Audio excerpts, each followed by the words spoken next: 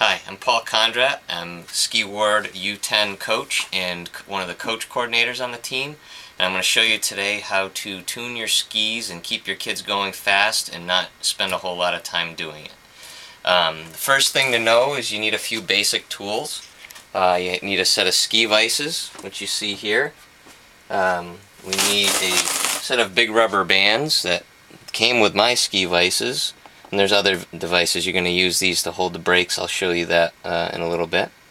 You need a side edge file. And now this side edge file, or any side edge file, you can usually get them that either adjust or have these little plates, like you'll see the number 3 on this one. And that notifies you that it's 3 degrees of side edge bevel. I'll talk about that a little bit later. You won't be needing this too much, but this is a base edge file guide. And then you'll need a diamond stone. I like to use either between a 400 and 600 grit stone.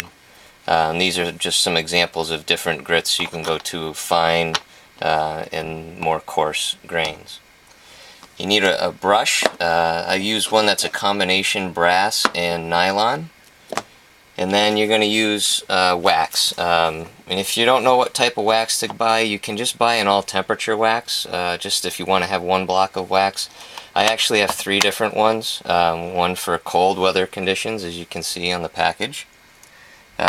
This one is just kind of a more general purpose wax. And then one for warm weather, which has what they call fluorocarbons in it, which actually helps it repel water and go a lot faster when conditions are warm and the snow is kind of soft and sloppy. And then this is the key to doing things quickly. It's called the Wax Wizard. The Wax Wizard is from a place called Raysway in Sherburne, Massachusetts. You can buy these at Summit Ski and Snowboard in Framingham, Massachusetts, or you can search online for Raysway ski tuning and it'll bring you to that. And then finally is a finish brush, and this one actually is a horsehair brush, and I also have one that's made out of nylon, and these you want to use, and I'll show you what to do with those and keep things clean. Those are that's kind of the basic kit of parts, the real simple parts. You can pick a lot of this stuff up at ski shops like Summit Ski and Snowboard. You can find some of it on Amazon.com. And there's a bunch of other online retailers if you can't find it at those places, like Reliable Racing or theraceplace.com.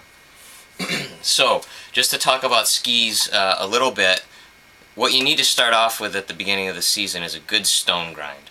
And what that is the machine will be, the skis will be put through a machine at the ski shop. And what that's going to do is put this, it's going to flatten the base.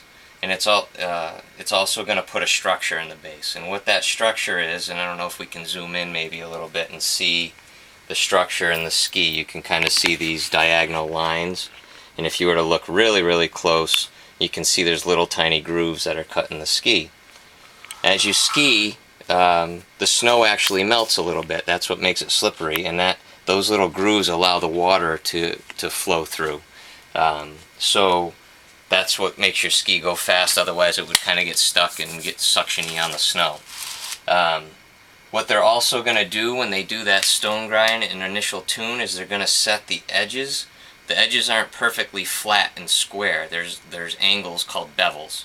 On a race ski like my son Tyler's race ski that you see here, they're going to have a 3 degree side edge bevel and somewhere between a 0.75 and 1 degree base edge bevel.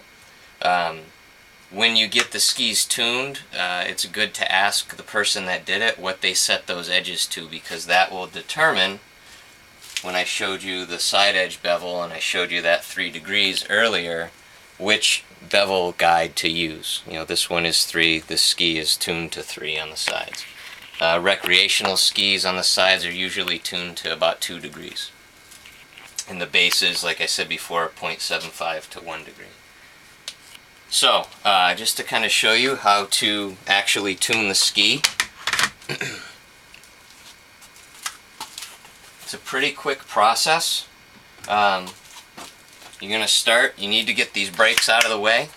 the ski brakes, so you can just push those down, use your brake retainer.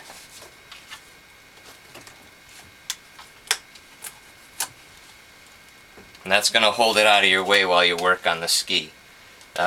This set of ski vices, and what's different between just a regular vise, they have these nice grooves so it holds the ski in a good position to be able to tune the edges. I always like to start by sharpening. That way I have a chance to clean off any metal filings or anything before we go ahead and wax.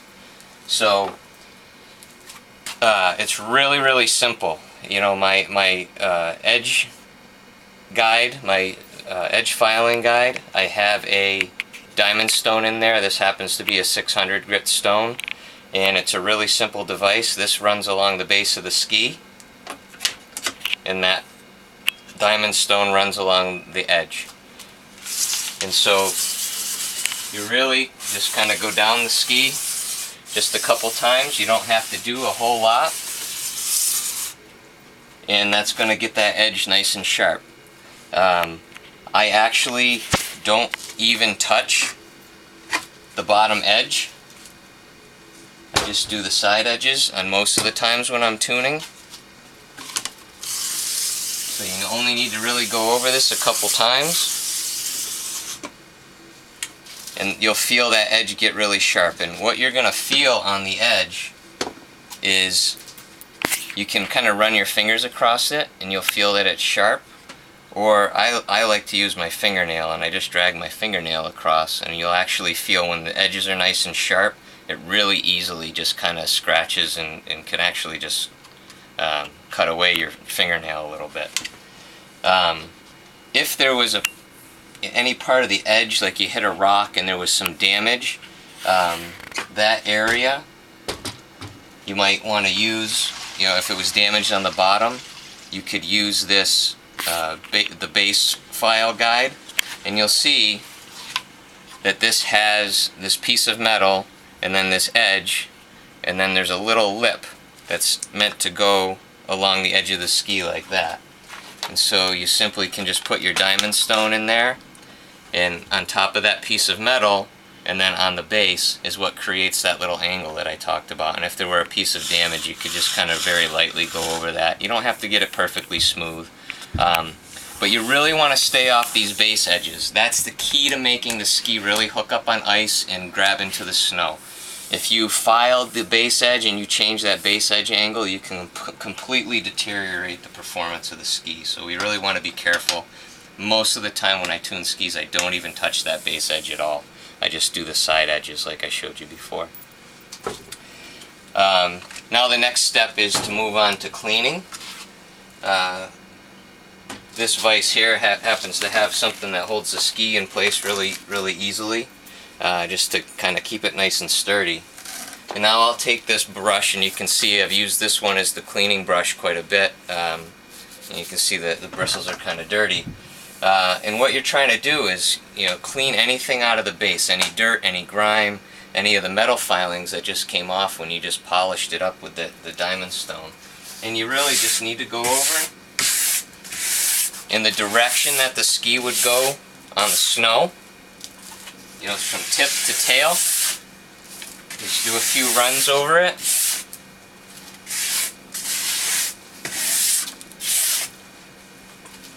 And then I tend to, you know, just like to wipe some of the dust, you know, the remaining stuff off with a paper towel.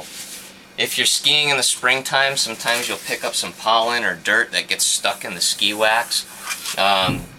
You can use a citrus cleaner on it if you really need to clean that, or you can do a hot wax.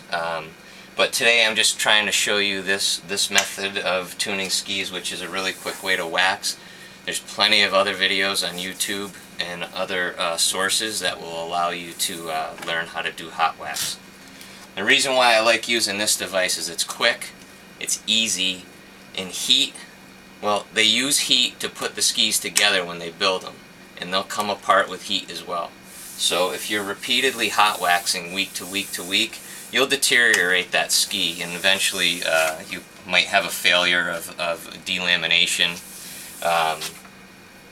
or other issues with the ski. And you also, some of that base structure that I showed you earlier, you can actually take that out by heating the ski. This is really quick. So I'm just going to use the general temperature wax here, and which is what I use most of the time. And I just rub that block of wax on the ski. Just get a little bit on the ski.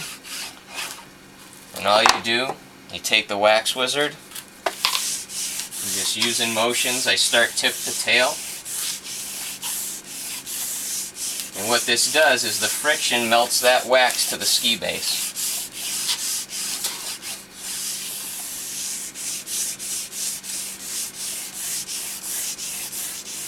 It's pretty easy to see. You know, you're going to see the wax go on. It kind of almost looks like you colored on the bottom of the ski with a crayon. And you'll see this smooths out nice, and you'll see the wax start to get really shiny, which means it's melted into the base. Sometimes, depending on you know, just how the ski's looking, I might do this once or twice. Again, you don't need much wax, which is another benefit of this wax wizard. You really don't use a lot of wax. A small block of wax like this will probably last you several years, actually. Hot waxing, you use a lot more. So now I've done that. Sometimes when you go to wax your skis, the bases of your skis may look dry, and they might have kind of this white fuzzy look to them. A lot of people think that that's the ski base drying out.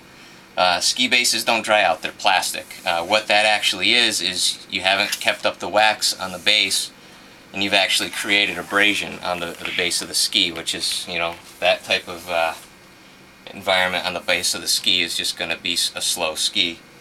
And I can't tell you how many times I've seen kids and they come and they don't have enough wax on their skis and they get ice build up, you know, snow actually sticks, they don't glide very well. And this is going to allow the ski to just run really fast. And then the last step is just to brush any excess wax that's in those little grooves that were ground in there from that initial stone grind that you had done at the ski shop. And you can see the little tiny beads of wax kind of coming off there. That's just excess wax that you're brushing out of the structure. Go over it a few times just to make sure that you get it all. Again, I tend to just wipe that excess off. And that's it. You're done. On to the next ski. I've gotten to a point where I can do this. I can do a pair of skis in about under 5 minutes now. Before, when I used to hot wax skis and sharpen, I would be in the basement for literally hours at a time. So this allows you to get the skis prepped and going fast again in a real short amount of time.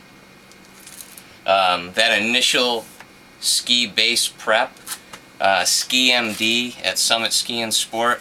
Mike DeSantis is a World Cup tuner. Was on the World Cup for many years and developed products for Volkl.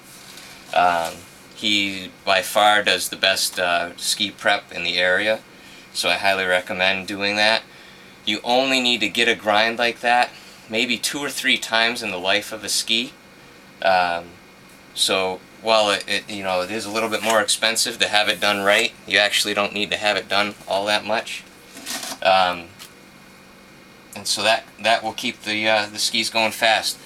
People often ask me how often. What I've been doing with our kids is, we have practice on Friday nights. So they'll ski on their skis Friday night. Saturday night, the night before the race, because we always have races on Sunday, I'll do this prep and wax and sharpen, and they'll race on them on Sunday and then practice on them the following Friday, and then I tune every Saturday. So it's just a real easy way, 5-minute way. Keep your kids going fast, keep the skis performing at tip-top shape for the entire year.